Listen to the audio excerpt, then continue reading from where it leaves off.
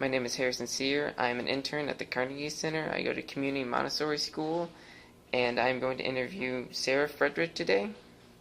Hello, Miss Frederick. Hello, how are you? I'm good. How are you? I'm fine. Okay, I have some questions here for you. The first one is, I know you usually work with clay. What inspired you to change for this piece and work with different materials?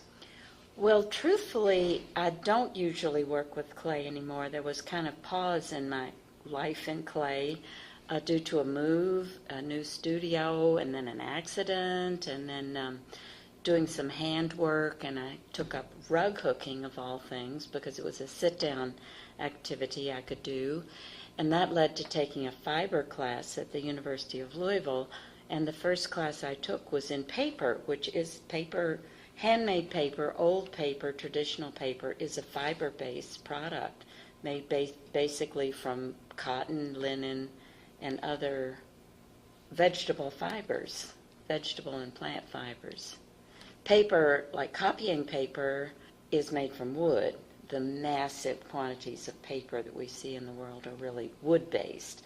Handmade paper, traditional paper, is plant-based. So when I began to work in paper, it was very exciting to me. I was stimulated the same way I was when I was first in college and took up clay. It was like, this is something I could do, and it seemed to fit into my life, and it was a way that I felt I could express myself. I could present ideas and things that I saw. Okay, and the next question is, what was your original idea and image you started with for this piece, and how has it evolved from the original idea? Well, the original idea was a small tree that I saw on a friend's piece of property in the country in Fairdale, Kentucky.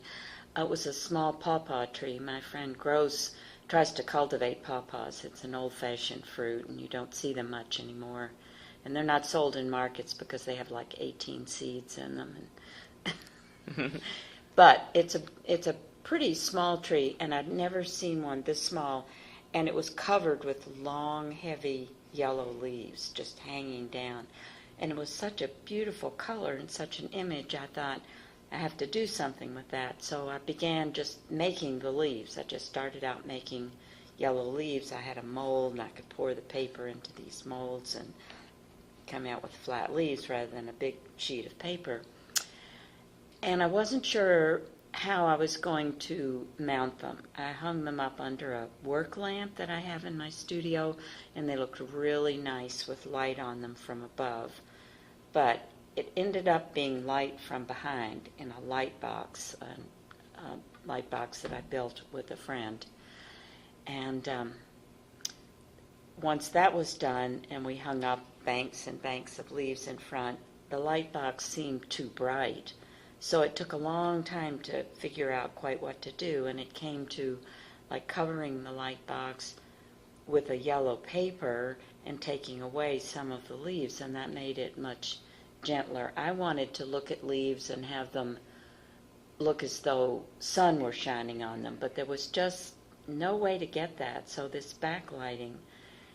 And I wasn't entirely happy with that. About halfway through, when I would walk up to it in my studio and the lights were low, I would say, oh, this is how it will look in the museum, and that's okay. It wasn't how I envisioned it, but I said, this is probably going to work. Okay, and our third question is, what inspired you to become an artist, and what time in your life did you start doing art? I started being an artist of sorts even in grade school. I liked to draw and paint. And when I was in high school, I got a kind of reputation for going to be growing up and being a moody artist living on the coast of Maine and that kind of thing. When I went to my first college, there wasn't a good art department, so I was majoring in history and religion. And then I transferred to Mills College in Oakland, California, which was like super exciting to come out of the Midwest and to California. This was in the 50s, and it was all open and wonderful, and there was a great art department there. I went there to study art for a summer, and then I stayed and graduated, and that's where I became interested in the ceramic arts. And I came out thinking that's what I want to do. I didn't know yet what kind of path it would be. And it is an interesting path, I think, for a lot of artists. There's not really a direct line unless you plan to teach and do your art on the side. That's one path. To be an artist and make your living from art is a much harder thing to do. And so some people take an easy job and then do art, or some people plunge right in. So there are a lot of different ways.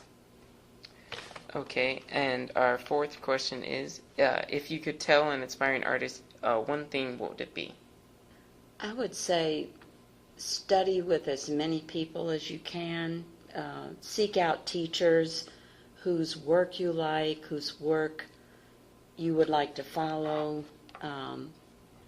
Go to good schools, take workshops, get to know as much as you can about a field. Work hard. Don't expect an easy path, but you will know many, many interesting people who have interesting homes and who probably also like to garden and cook and lead an interesting life. I think the path you take in learning your art is the important one. The teachers you choose the schools you choose, and then set up how you'd like to live and how your artwork will blend with that, with a family life or a single life or a group life. Okay, and our fifth and final question is, what is the meaning or message behind your piece? I didn't start out with a message. I'm generally looking at the landscape and at nature and trying to recreate it so that other people can appreciate that the same way a painter might paint the Ohio River and the shoreline. I've just taken plant material, and it was based on really the beauty of the fall season.